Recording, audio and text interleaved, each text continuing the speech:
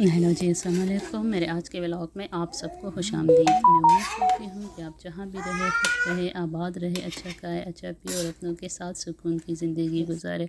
तो जी, आज मैं आप लोगों के साथ पिज़्ज़ा की रेसिपी शेयर करने वाली हूँ और साथ ही मैं आप लोगों को 2-3 टिप्स दूँगी जिससे आप लोगों का पिज़्ज़ा हमेशा बहुत ही नरम बनेगा और बहुत टेस्टी बनेगा। पिज़्ज़े की जो सारी बात होती है वो उसके डो बनाने में होती है, और दूसरी बात के उसकी आप अच्छी सी टॉपिंग कर ले तो फिर कभी भी आपका पिज़्ज़ा सख्त नहीं बनेगा। खैर, ये इस कप से मैंने 2 कप आटा लिया था। पहले से ही मैंने ईस्ट को राइस कर दिया था।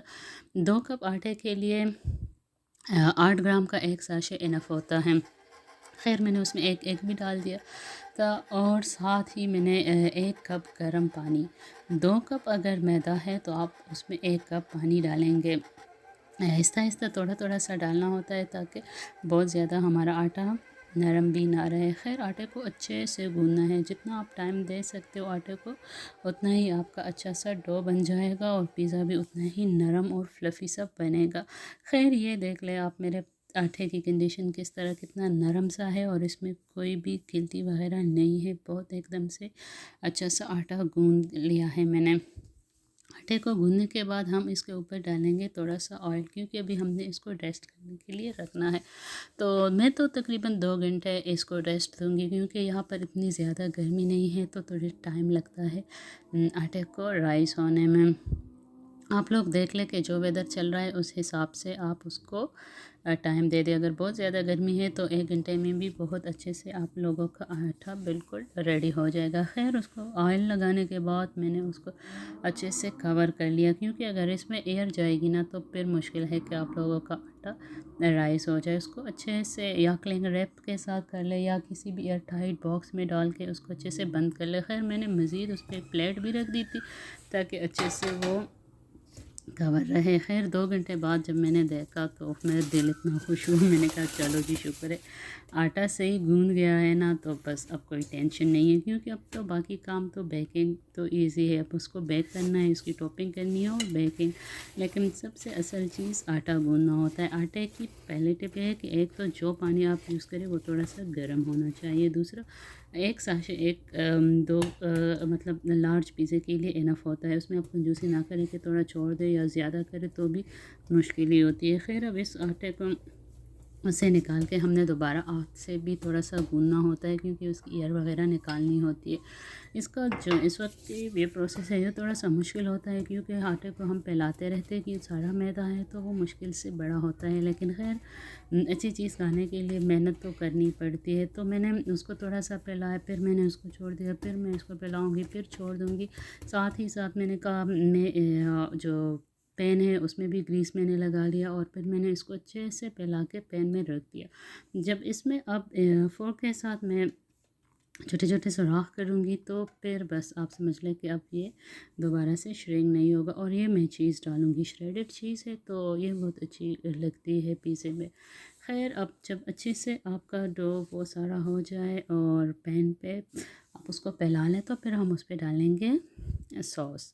कौन सी सॉस? मैंने तो पिज़्ज़ा सॉस ही ली थी। आप लोग अपनी मर्ज़ी का कोई सा भी सॉस ले सकते हो, तो लेकिन लगानी बहुत अच्छे से है। ये नहीं कि आप उसमें कंजूसी करें। कंजूसी करेंगे तो कभी भी आपका पिज़्ज़ा मज़े का नहीं बनेगा। चिकन मैंने बनाया था तंदूरी चिकन, क्योंकि मेरा दिल कर रहा था थोड़ा सा स्पाइसी सा हो।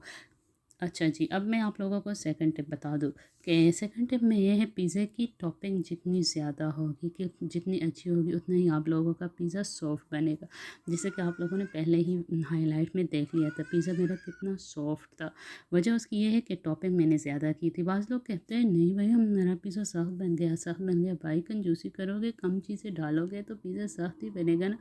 चीज़ एक लार्ज पिज़्ज़े के लिए आप लोग तकरीबन 300 ग्राम चीज़ इनफ होती है। चीज़ और जो उसकी टॉपिंग होती है ना, बस ये 2 चीज़ें अच्छी हो तो फिर आप लोगों का पिज़्ज़ा कभी भी सख्त नहीं होगा। और जो डो है उसको तो मैंने बता ही दिया किस तरह से आप लोगों ने उसको गूंदना है। उस रेसिपी को पूरी तरह से फॉलो करेंगे तो आप लोगों को कभी शिकायत नहीं होगी, और हर बंदा आप लोगों को तारीफ़ ही करेगा कि आपने बहुत अच्छा पिज़्ज़ा बनाया। खैर, ये मैंने उसकी टॉपिंग कर दी। मैंने सारा एक लेयर उसकी चिकन की बना दी।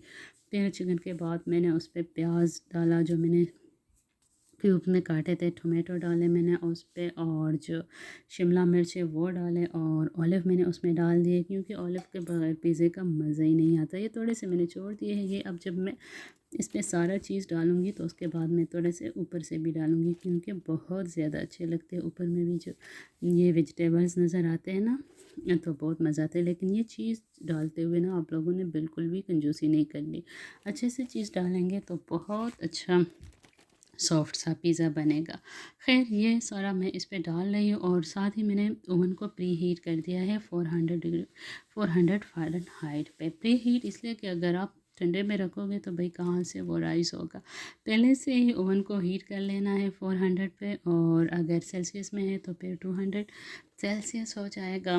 खैर लेकिन मैंने तो फ़ारेनहाइट पे सेट है ऑलरेडी, तो मैंने उसको ऑन कर दिया है ओवन को। वो अब प्री हीट हो रहा है। साथ ही साथ मैं इसकी टॉपिंग कर रही हूँ। जो थोड़े से वो रह गए थे वो मैंने उस पर रख दिया, तो बहुत उसकी शक्ल ही चेंज हो गई थी। पिज़्ज़ा मैंने अब ओवन में रख दिया है, और आप देख लें 400 फ़ारेनहाइट पे सिर्फ 20 मिनट्स लगे इस पिज़्ज़े को देखने में। और आप देख लें, कोई बता सकता है कि ये होममेड पिज़्ज़ा है? जी नहीं, बिल्कुल भी नहीं। ऐसे लग रहा है बिल्कुल बाज़ार से फ्रेश पिज़्ज़ा आया है, और खुशबू भी इतनी अच्छी, टेस्ट भी अच्छा। और आप नीचे से भी देख लें कितना अच्छा सा नीचे से बना हुआ है, ना कोई कच्चा है और ना कोई चला हुआ है। बिल्कुल परफेक्ट किस्म का हमारा पिज़्ज़ा तैयार हो गया। तो आप सारी रेसिपी को ना स्टेप बाय स्टेप फॉलो किया करें, कोई भी जल्दी नहीं होती। और आप जब इसको काटेंगे भी ना तो आपको तब भी पता चलेगा कितना सॉफ्ट, कितना नरम और फ्लफ़ी सा पिज़्ज़ा बना हुआ है।